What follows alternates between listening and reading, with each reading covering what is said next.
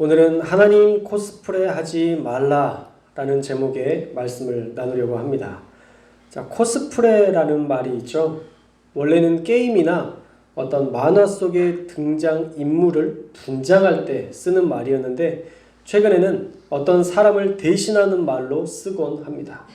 그래서 최근에 피해자 코스프레 한다라는 이야기들을 간혹 하는데 피해자가 아닌 가해자인데 오히려 그들이 피해자인 척 할 때 그것을 비난하는 말로 피해자 코스프레 하지 말아라 라는 말들을 자주 쓰곤 합니다.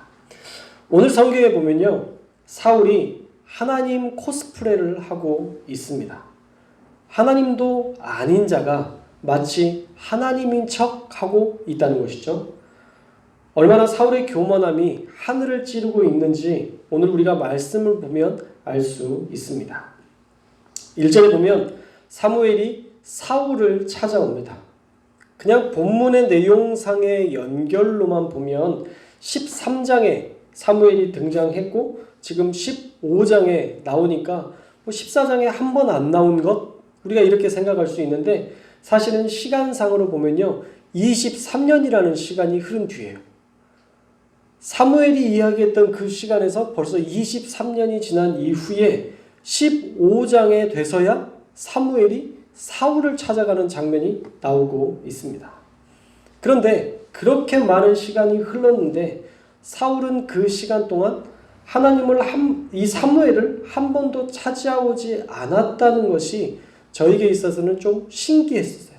물론 그 전에 만났을지 안 만났을지는 우리가 추측해 볼 수도 또 상상해 볼 수도 없지만 성경에 기록되어 있지 않으니까.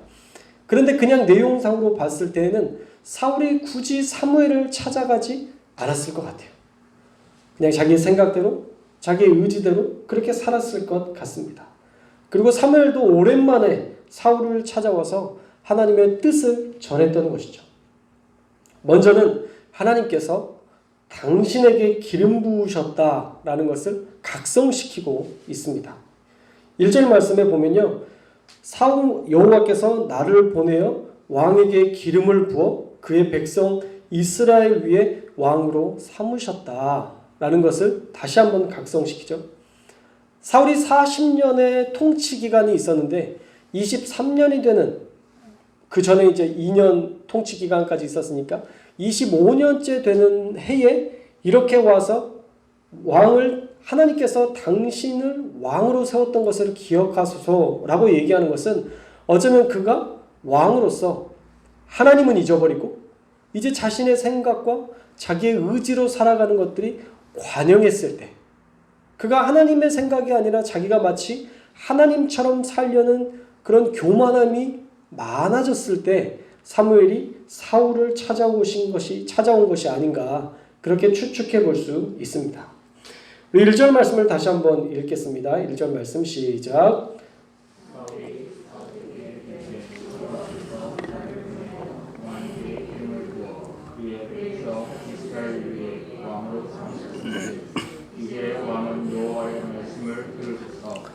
사울을 조금 안 좋게 보고 싶지는 않은데 이런 생각이 들어요. 23년간 얼마나 말을 안 들었으면 당신을 세우신 왕의 말씀을 이제라도 들으소서라는 느낌으로 사무엘이 이야기할까라고 생각해 볼 수 있습니다. 그리고 또 하나의 명령을 하시죠. 그것은 바로 아말렉 족속을 진멸하라는 것입니다. 항상 진멸에는 분명한 이유가 있습니다. 하나님께서는 온 땅의 주인, 통치자이시기 때문에 이스라엘뿐만 아니라 이방 족속이라 할지라도 그들이 범죄하면 하나님은 그들을 심판하셨습니다.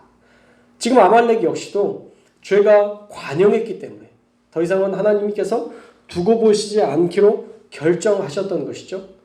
구체적인 이유로는 2절에 보면 이스라엘을 괴롭게 했던 일들을 이야기합니다. 출애굽 이후에 이스라엘을 가장 먼저 공격했던 나라가 이 아말렉이었고 그 후로도 사사기 시대에 계속 이스라엘을 괴롭힌 것에 대한 대가로 그 땅을 진멸하라 말씀하고 있습니다. 특히 이스라엘은요, 출애굽했을 때 가장 약했을 때 그들이 그를 괴롭히고 혼란스럽게 한 것에 대해서 하나님은 그 오래전에 있었던 일들을 여전히 기억하시고 그들을 심판하셨다는 것, 우리도 생각해 봐야 될 것입니다. 그렇게 하나님께서 심판을 하셨어요. 아말렉의 악함으로 하나님의 심판이 선고된 것이죠. 만군의 여호와께서 아말렉을 진멸하되 남녀노소, 젖먹이 아이까지, 우양과 낙타와 나귀까지도 완전히 다 진멸하라라고 하나님께서 말씀하셨습니다. 아말렉 전체에 대한 하나님의 심판을 사울에게 이행하라라고 명령하시죠. 그리고 명령권자는 누구냐? 2절 말씀에 보면 처음에 뭐라고 써져 있어요? 만군의 여호와께서. 만군의 여호와, 전쟁을 주관하시는 하나님의 명령이다 라는 것을 분명히 하고 있습니다. 그리고 사울은요, 하나님의 이 위대한 일들을 위해서 군사를 모집해요. 모아보니까 총 21만 명이나 되는 거대한 병력이 모아졌습니다. 우리나라 군대가 몇 명인지 아세요? 육군이 60만 명이에요. 전체 육군이 60만 명인데 그 3분의 1이 모아졌다고 하면 사실 엄청난 대군이에요. 어떻게 이렇게 대군이 될 수 있었을까? 우리가 14장 마지막 말씀에서 살펴봤었죠. 사울이 블레셋과의 전쟁 이후에 하나의 큰 교훈을 삼았던 것이 국력을 키워야 되겠구나. 그래서 사람들을 계속 모이게 했잖아요. 그 모이게 한 대가로, 그가 힘을 길렀던 대가로 그가 21만 명이나 되는 많은 군사를 거느리고 있었을 것입니다. 물론 학자들의 이야기는 분분합니다. 그 당시에 그렇게 많은 사람들을 그렇게 짧은 단기간 내에 병력을 모집하거나 키울 수는 없었을 거다. 그렇게 많은 인구가 있지 않았을 수도 있다라고 신학자들은 그렇게 이야기하기도 해요.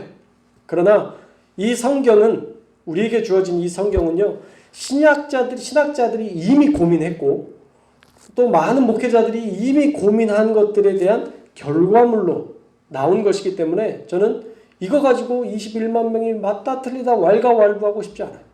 이건 신학자들이 싸우게 맡겨두고 우리는 성경에 기록된 대로 21만 명이 모였을 것이다 라고 믿고 보면 되는 것이죠. 자, 그런데 그렇게 모이고 보니까 사울의 기세가 어떻게 되었을까요? 사울의 기세가 등등해지는 거예요. 야, 이거 웬만한 나라는 우리나라랑 대적해서 상대가 안 되겠어 라는 이런 교만한 마음이 마음속에 조금씩 싹트기 시작했던 거죠. 그래서 6절에 갑자기 지시하지도 않은 일을 합니다. 6절에 보면 하나님께서 지시하지도 않은 자비를 베풀고 있어요. 먼저 겐 족속에게 이야기하죠. 우리 6절 말씀 한번 읽어볼까요? 6절 말씀 시작. 사울이 겐 사람에게 이르되 아말렉 사람 중에서 나가라. 내가 함께 너희를 멸하리까. 이스라엘 모든 자손이 이것으로 올라올게. 너희가 그들을 선대하였느니라. 이에 겐 사람이 아말렉 사람 중에서 떠나니라. 아멘. 자, 너희는 아말렉 사람 중에서 떠나라.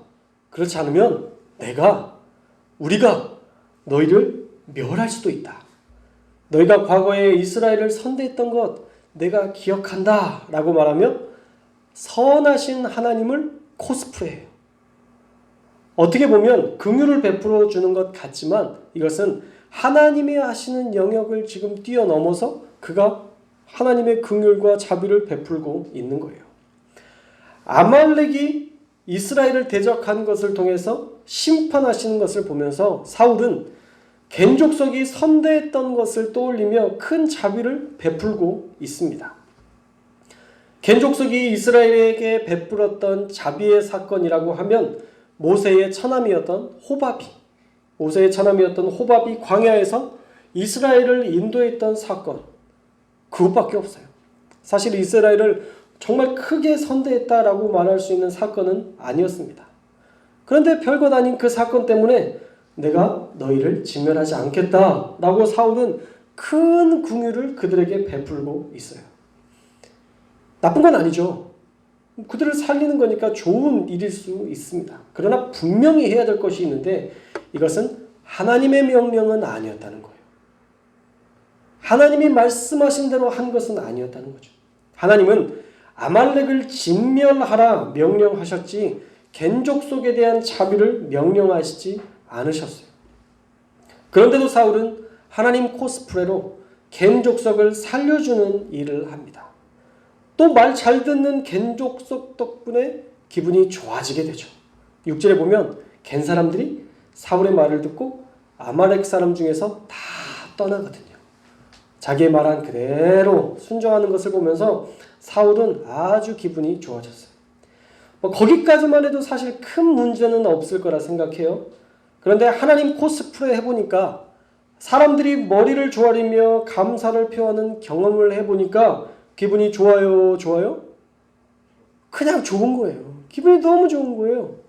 마치 자기가 열국의 왕이 된 것처럼 으쓱하게 되더라는 거죠. 겐족속이 우리의 생명을 살려주셔서 감사합니다.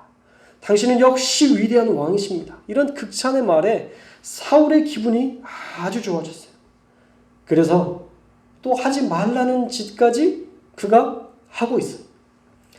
그 하지 말라는 짓이 무엇이냐? 첫째로 아말렉 사람 전체를 진멸하라 말했는데 아말렉 사람 왕 아각을 사로잡습니다.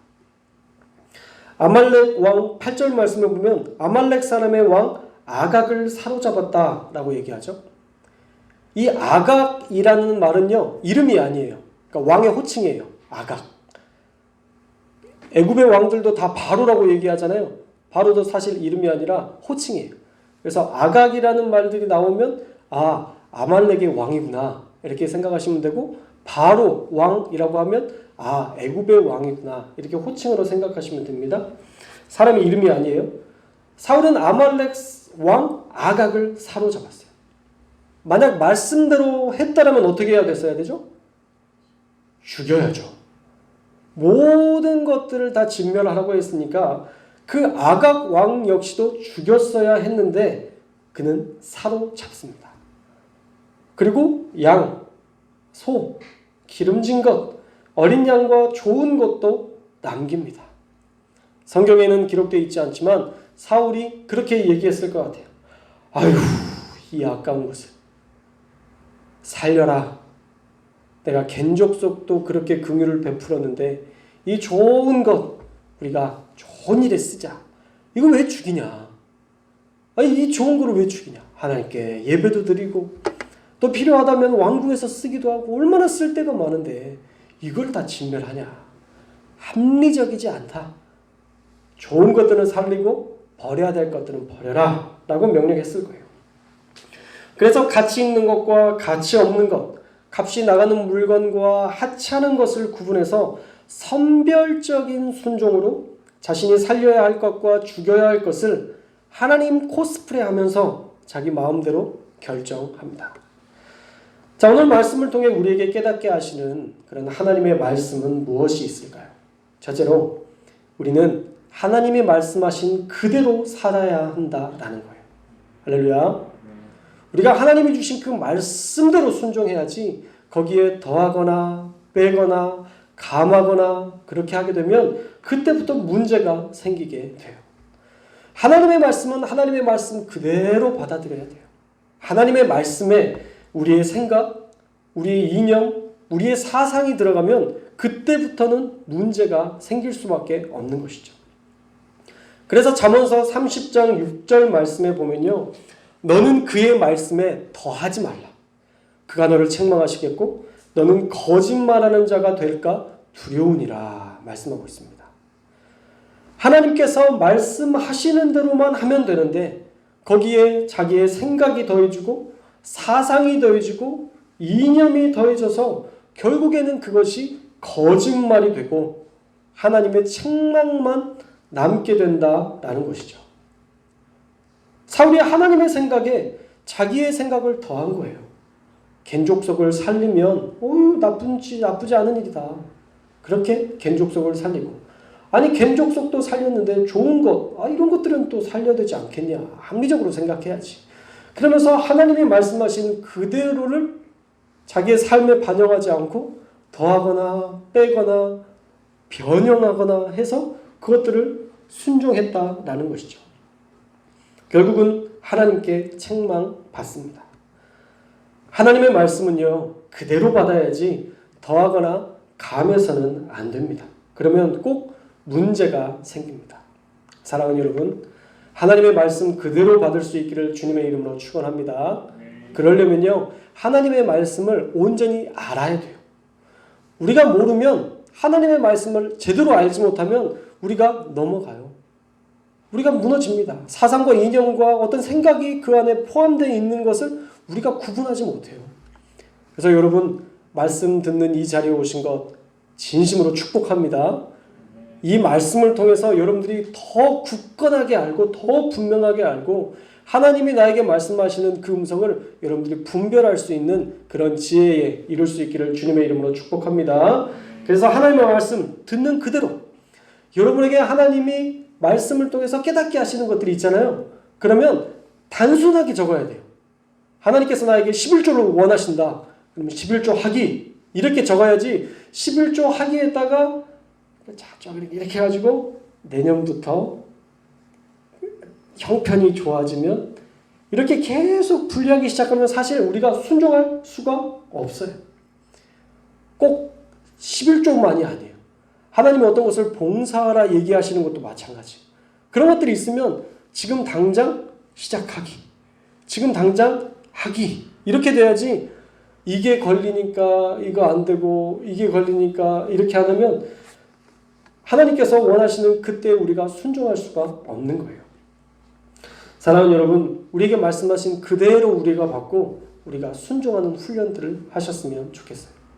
저도 여러분들에게 이렇게 말씀을 준비하면서 나는 지금 순종하고 있는 것이 무엇인가?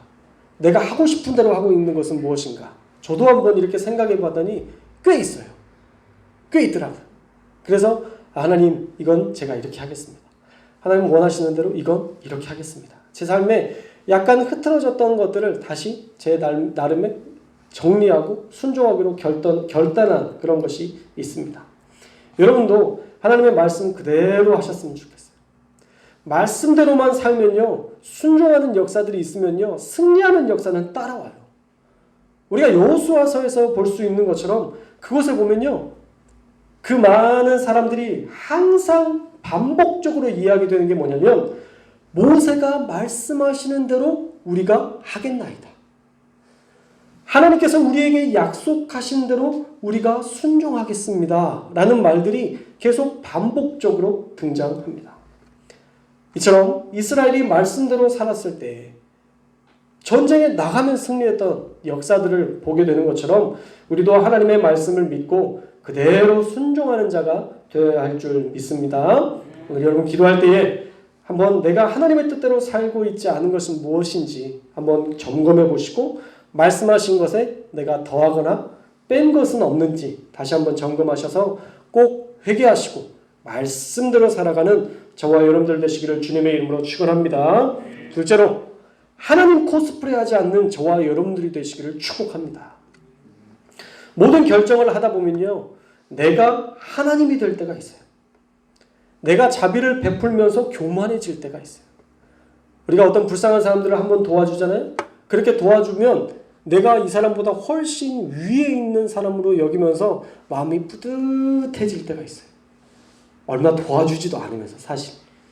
어려운 사람들을 우리가 지하철에서 보면 막 이렇게 하는 사람들 우리가 1,000원 도와주면서 이 사람 이렇게 살면 안 되는데 별 생각을 다 해요. 겨우 1,000원 도와주고 10,000원 도와주면서 그렇게 생각을 해도 사실 좋은 게 아닌데 1,000원 도와주면서 막 마치 내가 저 사람보다 훨씬 우위에 있는 사람처럼 교만해질 때가 있어요. 내가 자비를 베풀면서 나에게 주신 것을 하나님께서 나에게 주신 것을 내가 기쁨으로 나눈다. 이런 마음으로 우리가 나눌 수 있어야 되지 우리가 교만해지는 어떤 하나의 상징적인 도구가 되어서는 안 된다는 것이죠. 결국 교만은요, 패망의 선봉이 돼요. 저도 이번 주에 어떤 목사님들과 항상 교제하는 목사님들이 있는데 그런 목사님들과 이런저런 이야기를 하다 보니까 우리 교회 자랑을 하게 되더라고요. 교회 자랑을 하게 돼요. 대단한 것은 없지만 제가 생각할 때는 위대한 것들이 꽤 있어서 우리 교회에 대해서 이런저런 이야기를 하다 보니까 자랑이 되더라고요. 아무래도 자랑을 하다 보니까 교만이 되더라고요. 그러더니 저도 그렇지만 우리 성도님들이 한 주간 정말 너무 힘없이 예배드리고 너무 뭔가 영적으로 확 다운되어 있는 느낌이 제가 들었어요. 이상하게요. 지도자의 어떤 하나의 모습과 자세 가운데에서 성도들의 공동체 안에 어떤 영향을 받는 걸 분명하게 보거든요. 왜 이렇게 이번 주 한 주간은 그 전주에는 너무 힘있게 뭔가를 하는 느낌이어서 이렇게 자랑할 것도 많고 막 그랬는데 이번 주는 왜 이렇게 다들 힘드시고 너무 바쁜 일들이 많으셨나? 왜 이렇게 아멘 소리도 없고 왜 이렇게 다들 힘들어 하시지? 막 이런 고민을 했어요. 누가 잘못했을까요? 아멘을 안 한 성도님들 잘못일까요? 아니더라고요. 말씀을 준비하면서 보니까 제 잘못이었어요. 제 안에 그런 자랑들이 교만이 되더라고요. 교만이 되면서 이게 문제라는 것을 깨닫게 하셨어요. 사랑하다 보면 교만해지고 교만해지면 어느 순간 사람들의 칭찬에 집중하게 되어 있어요. 그러면요, 우리가 말은 그렇게 해요. 이제 습관이 돼서 그리스도인들이라 우린 습관이 돼서 하나님이 하셨죠. 그렇게 이야기는 하지만 나도 모르게 이렇게 뒤로 돌아서 그래도 내가 안 한 건 아니지. 내가 한 게 없진 않지. 하나님이 하신 거에 이렇게 묻어가려고 해요. 은근히 교만해지려고 합니다. 그러면서 사람들은 하나님 코스프레가 시작되거든요. 내가 아니었으면 하나님도 이렇게 하실 수 없으셨어. 오늘 말씀을 보면서 이게 사울의 문제였는데 이게 우리의 문제일 때도 참 많다라는 거예요. 사랑하는 여러분, 숨 쉬는 것부터 우리가 살아가는 모든 것이 다 하나님 덕분에 된 일인 줄 믿습니다. 그러니 우리가 하나님 코스프레 하지 말고 겸손히 하나님의 뜻대로 살아야 할 줄로 믿습니다. 그게 하나님이 우리에게 은혜를 주신 이유예요. 가진 자답게 겸손히 살아라. 우리 교회 자랑 한번 하고 제가 말씀을 준비하면서 많이 회개했습니다. 그래, 자랑하지 말자. 자랑하다 보면 내가 한 게 되고 내가 했다고 하게 되면 결국 사울처럼 교만은 패망의 선봉이 될 수 있겠구나라는 것을 깨달았어요. 오늘 이 말씀 기억하시고요. 저와 여러분이 하나님만 하나님으로 인정하고 우리는 날마다 철저히 겸손하게 낮아져서 겸손하게 주님을 의지하고 순종함으로 살아가서 마침내 우리의 겸손이 하나님께 영광 돌리는 그런 그리스도인들을 될 수 있기를 주님의 이름으로 축원합니다. 하나님 코스프레 하지 맙시다. 자, 우리 함께 볼까요? 하나님 코스프레 하지 말자. 하나님처럼 되려는 마음들 다 내려놓으셔야 돼요. 다 내려놓으시고 우리는 그의 피조물이라는 것을 늘 인식하며 하루하루 살아가시기를 축복합니다.